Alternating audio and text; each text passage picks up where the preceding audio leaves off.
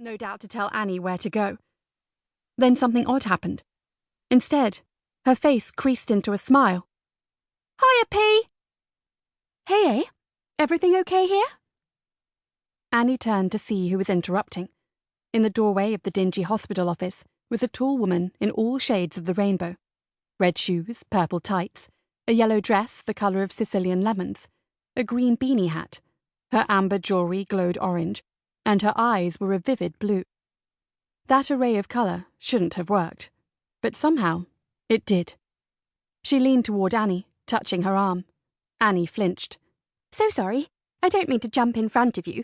Just need to very, very quickly make an appointment." The receptionist was back clacking, this time with a jaunty beat. "Next week, do ya?" "Thanks, you're a star. Sorry, I've totally queue-jumped." The rainbow beamed at Annie again. "Is this lovely lady all sorted, Denise?" No one had called Annie a lovely lady for a long time. She blinked the tears from her eyes, trying to sound firm. "Well, no, because apparently it's too hard to change a patient record. I've been to 4 different offices now." "Oh, Denise can do that for you. She has all the secrets of this hospital at her fabulous fingertips." The woman mimed typing. There was a large bruise on the back of one hand, partly covered by taped-on cotton wool. Denise was actually nodding, grudgingly. "All right then, give it here." Annie passed the form over. "Can you send care of me, please? Annie Hebden." Denise typed, and within 10 seconds, the thing Annie had waited for all day was done. Thanks." "You're welcome, madam," said Denise, and Annie could feel her judgment. She'd been rude. She knew she'd been rude. It was just so frustrating, so difficult. "Brill. Bye, missus." The rainbow woman waved at Denise, then grabbed Annie's arm again. "Listen, I'm sorry you're having a bad day." What? You seem like you're having a really bad day." Annie was temporarily speechless. "I'm in the bloody hospital. Do you think anyone here is having a good day?" The woman looked around at the waiting room behind them. Half the people on crutches, some with shaved heads and pale faces, a shrunken woman hunched in a wheelchair in a hospital gown, bored kids upending the contents of their mums' bags while the mums mindlessly stabbed at phones. "No reason why not?"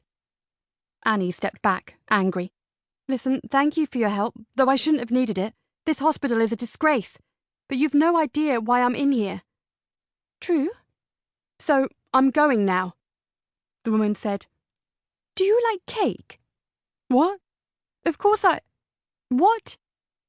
"Wait a sec." She dashed away. Annie looked at Denise, who'd gone back to her blank-eyed keyboard stare. She counted to 10, annoyed at herself for even doing that, then shook her head and went out down the corridor with its palette of despair blue and bile green. Sounds of wheeling beds, flapping doors, distant crying.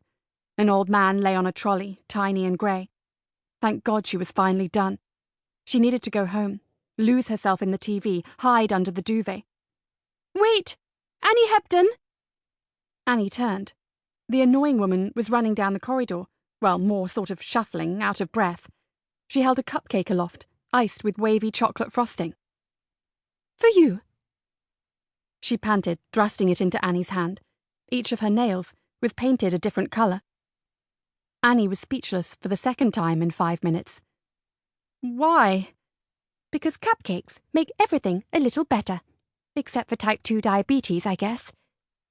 Annie looked at the cake in her hand, slightly squished. "Thank you." "That's okay." The woman licked some rogue frosting off her hand. "Ick, I hope I don't get MRSA. Not that it would make much difference. I'm Polly, by the way. And you're Annie?" Yeah." "Have a good day, Annie Hebden. Or at least a slightly better one. Remember, if you want the rainbow, you have to put up with the rain." And she waved and skipped. Was it the first time anyone had ever skipped down the corridor of doom? Out of sight. Annie waited for the bus in the rain, that grey, soupy rain that Lewisham seemed to specialise in. She thought what a stupid thing it was the woman had said. Rain didn't always lead to rainbows. Usually it just led to soaked socks and your hair in rat tails. But at least she had somewhere to go. A homeless man sat beneath the bus.